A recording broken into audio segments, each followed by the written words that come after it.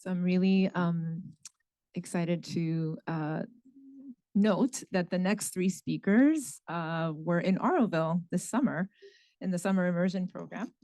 And we'll begin with Mary Dryovage. Her presentation is titled Auroville's Re-Forestation and Environmental Sustainability, How the Mother's Vision Interacts with Reality. Mary has a lifelong passion for art, creativity, and justice as manifested in her participation in theater and dance groups, civil rights legal work, and swimming in the San Francisco Bay Area. She earned a BA in history and political science from the University of Michigan and a JD from Wayne Law School. As a labor and civil rights attorney with her own practice for many years, Mary was active in labor and women's rights organizations and taught at the Labor Studies Department of SFCC. She explored yoga, meditation, dancing, contact improv, and tarot. And by travel and study, she has focused on utopian intentional communities and indigenous traditions, tribal food sovereignty, sustainability, and environmental activism. Mary.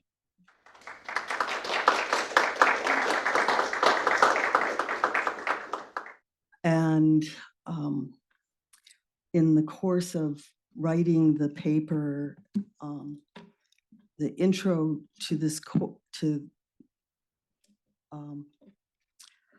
the summary of my course was written before I went to India. So I want to apologize for any misunderstandings that are in there, specifically the reference to Hinduism, which I meant extreme nationalistic Hinduism and other extremes of religion.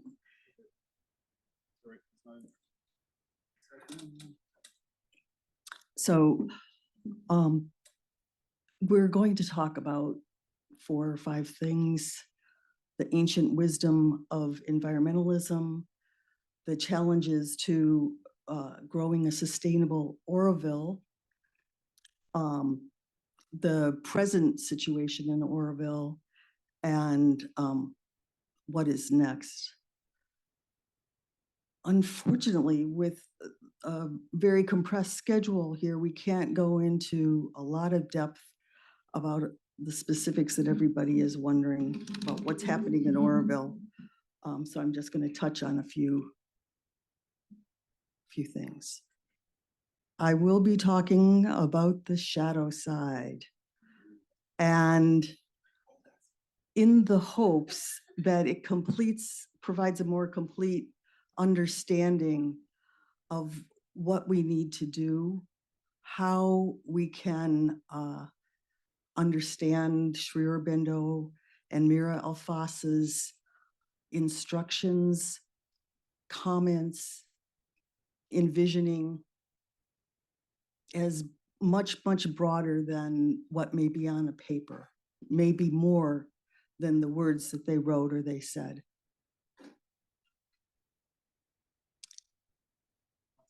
Okay.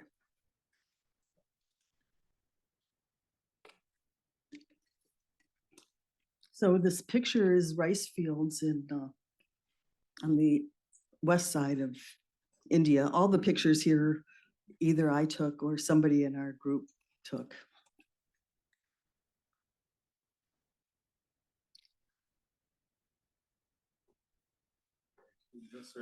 Thanks. Not a problem.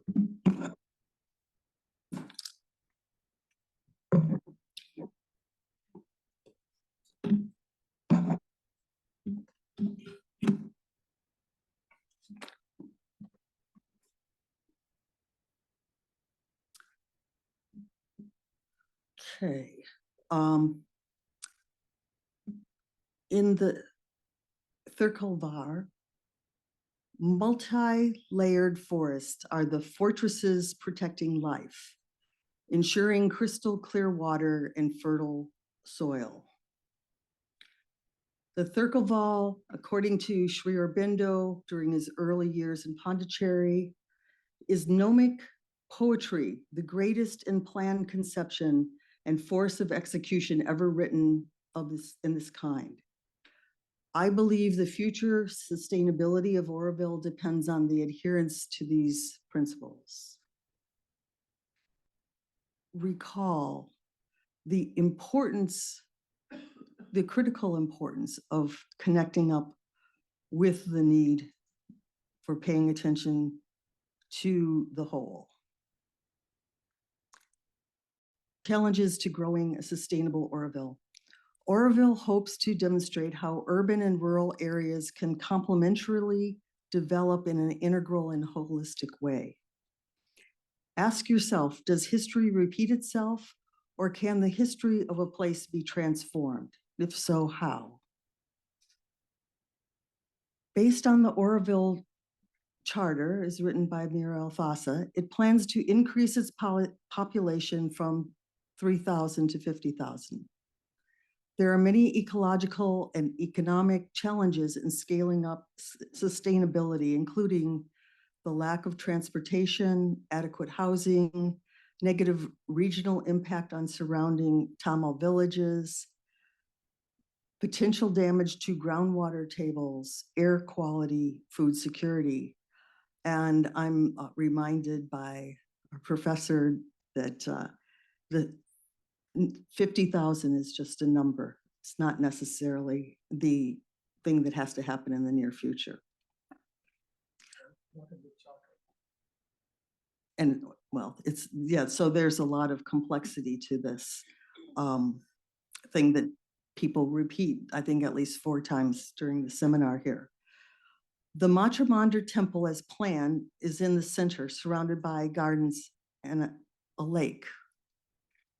The hope is that Auroville will encompass the areas of the East and West, human unity, of science and spirituality, of arts, crafts, technologies, and all that pertains to the evolution of humanity through a process of evolutionary mutation leading up to the development of a new humanity or superhumanity.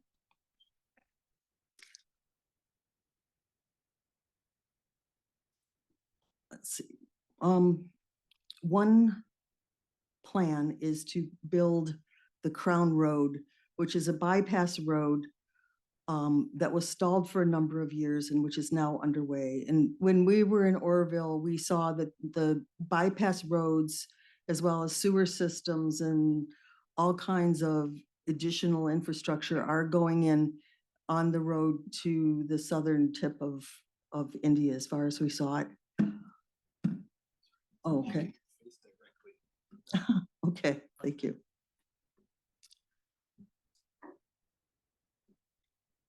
In December 2022, heavy equipment was brought in to take out trees, as was talked about yesterday.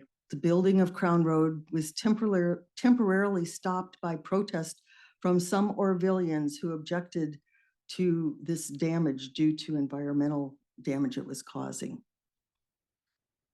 And here we have an example of what I saw when I was there in August.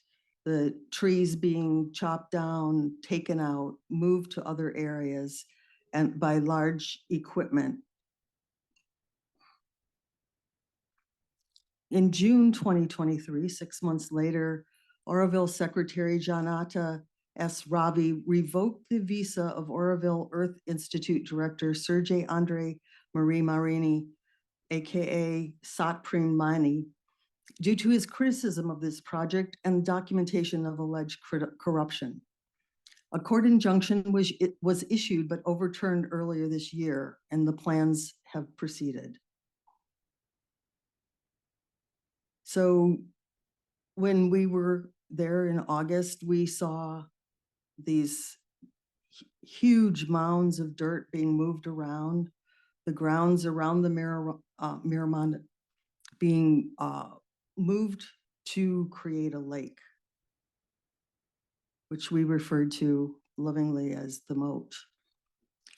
A second example is the plan to build a lake around Matramandir.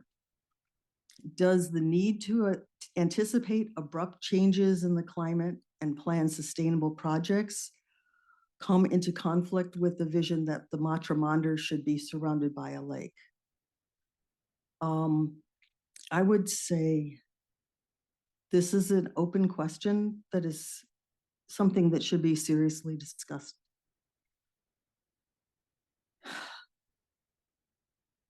In spring 2023, the regular monsoon rains did not appear in South India, resulting in a severe water shortage. No ecological explanation for the need of the lake has been articulated. The land is flat and there's no available water source except for rain and groundwater. The building of the lake, which was observed by us, is presently less than 1/10 the circumference of the Matramandir. It is unclear what the water source will be used to create the lake. One possibility would be desalinating water from the Bay of Bengal, very expensive and likely carbon-intensive project. In addition to the lack of a sound engineering plan, the decision-making process was not democratic. It was made from the top down without concerns for balancing competing interests. This project could do great damage to the groundwater, affecting the ability to grow food, maintain the forest, and have drinking water, which would, in the end, make it unsustainable. So when Auroville was created in 1968, it was a barren landscape of red earth. In order to implement the mother's vision, early Aurovillians converted the desert into a lush landscape through arduous efforts of land restoration. This took many years and is still in process. These efforts to reforest the area involved increasing the moisture and composition of the soil, irrigate crops, stabilize slopes, improve sediment retention, and promote revegetation of degraded lands. Aurovillians developed programs using composting and water treatment systems, which were critical in developing fertile soil. But to fully understand the potential of Auroville, we must look back before the colonial period. In ancient times on the Auroville Plateau, an advanced society lived 2,500 years ago, as demonstrated by the cairn circles that were found on that ground. Between the 2nd century BCE and the 7th century, nearby, it was a bustling international port, supplying Greece, Rome, and West Asia with beads, peppers, medicinal products, spices, pearls, monkeys, parrots, peacocks, in exchange for olive oil and wine from the Mediterranean. We all recall that this is the history of India, but the details are very profound. Ebony wood, which is almost extinct, was a valuable gift offered to kings on a par with gold and silver. A wide range of trees used to make at least 36 kinds of boats and other vessels made it possible by perfectly managed water resources.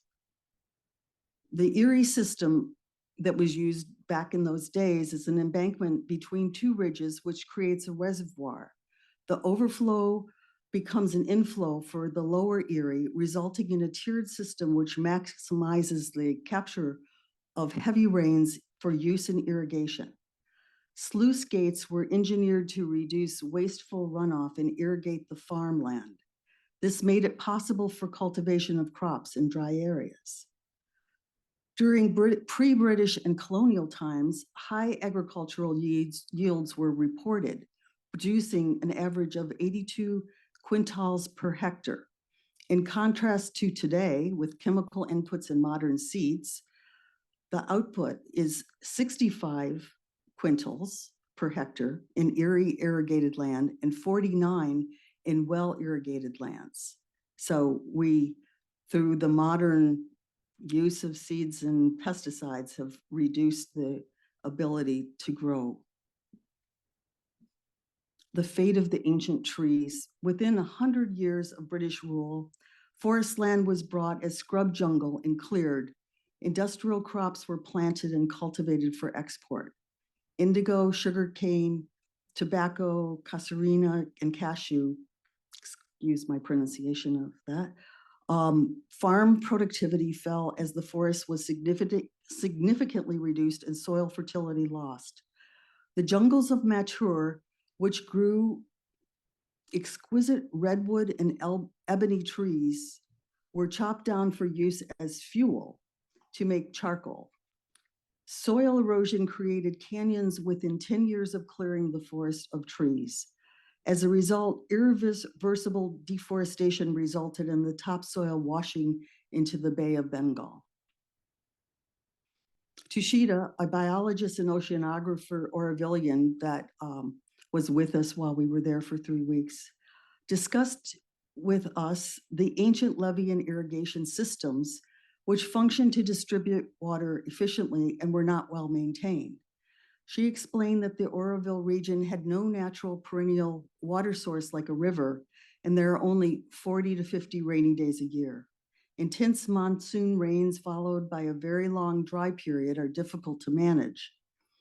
As a result, when the sluice gates and embankments were not repaired, and as the desilting was not properly done annually, there were inadequate structures to moderate the effects of the deluges of heavy rains. As a result, the topsoil washed away. What is wrong with this picture? In 1830, Heath, an employee for the East India Company, built the first large-scale iron factory on the Coromandel coast. The Porto Novo Iron Company was granted the right to clear-cut the South and North Arcot jungles for the fuel required to produce iron for the needs of Britain and British India, without payment to the people who lived there.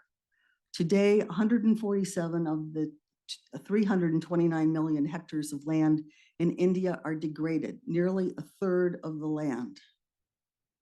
The barren hills of Auroville, through arduous work, became verdant gardens and forest. The Aurovillians have developed systems for water treatment, have over 21 farms, forest under expansion, numerous schools, meeting places, houses, and businesses which provide for everyone from the degraded red desert to the present situation. We went to Aro Orchard. Anshul Argava, who taught us how plants are created from the 4 elements: air, water, soil, and sun. The plants create compost as they die. The composting system used creates rich soil for use on his farm. He's able to provide food for the community without harmful chemicals such as pesticides and fertilizers. Anshul explained the importance of collecting seeds from native plants, which could regenerate on a newly composted soil. By consulting with indigenous experts who knew the species which were native to the region, they could start the process of recreating the forest from ancient times.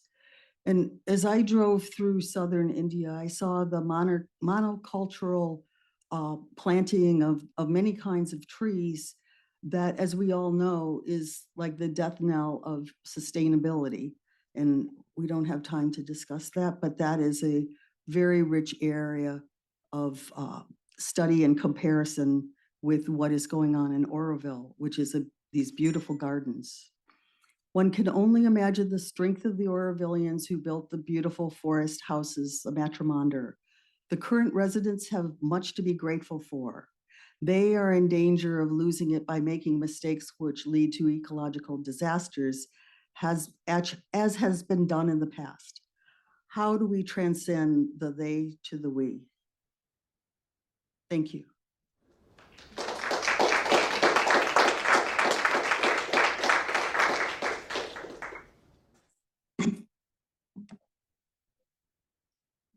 Time for questions now. Yeah.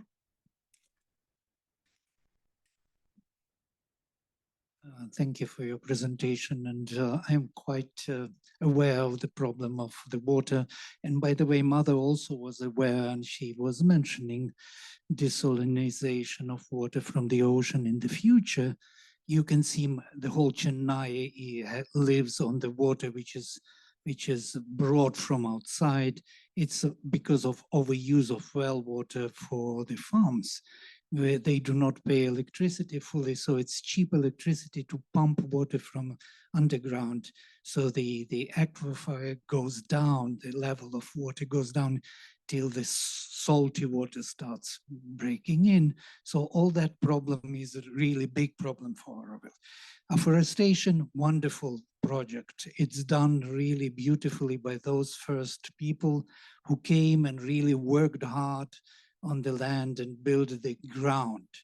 But I believe that Auroville is meant for more. And I want to add to this that there is nothing wrong to continue to build the city.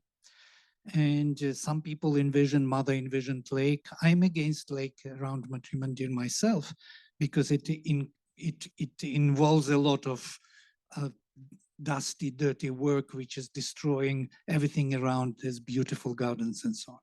But at the end, the vision is vision. And Auroville has to grow into the city. It cannot stay a village. It's an eco-village of some kind with very club closed mentality, Gymkhana club. You know, you enter there, you get your pass, you get your entry, you pay your taxes.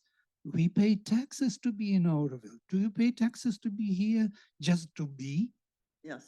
No. In many ways, but we would have to get into the way that people in poverty are paying much more than the wealthy. Oh, here. I agree. If Yeah. you start comparing totally everything. But Right. I Different must, systems, yeah. yeah, I must say that there is more to do in Auroville, and we have to be open to building the city. And 50,000 people, though people object, Mother spoke about this. It's an occult number. It's in her conversations. In agenda, you can find that number. Most probably it has some meaning. I do not know. She wanted to have Olympic Games in 1980. When we had in Moscow Olympic Games, she wanted to have that in Auroville. So our development is so slow. That's what I want to say. Because we close down, we shrink down, we close everybody's entry. So we check and recheck. I've been to that situation. I've seen how people are treated. You are welcome from US group, of course. You're visiting for 3 weeks, but try to stay there, live there, enter the city. It's a big, big issue. So we need to open up Auroville to new force, to new minds like yourself. Please come and join the project and work for it, and this would help. But to join with that party of ecological people, green people, Auroville is not only green forest. There's more to it: knowledge, university, impersonal relations. Something of a different kind is needed. It's a small village mentality. Yeah? Everybody knows everybody by name, by everything. It's very difficult to be. That's what I wanted to comment for you, just to balance it out, that it should not look like somebody is destroying Auroville.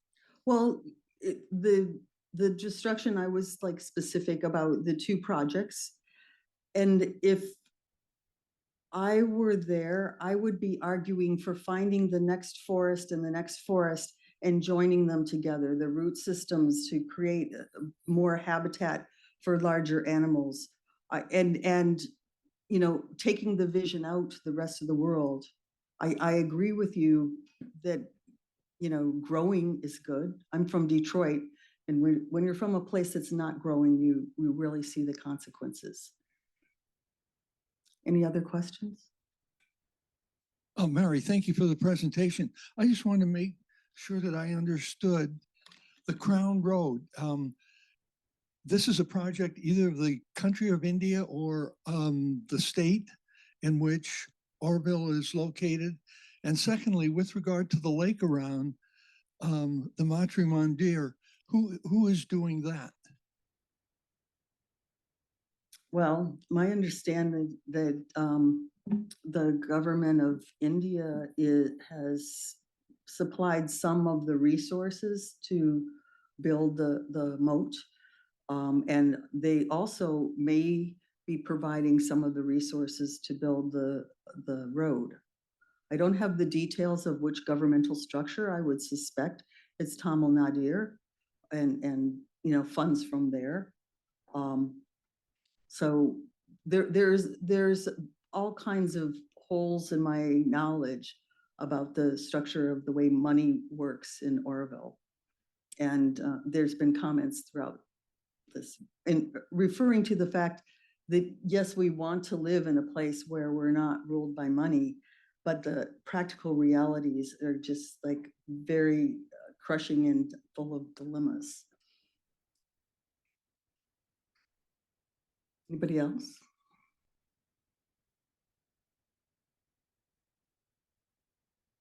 Thank you.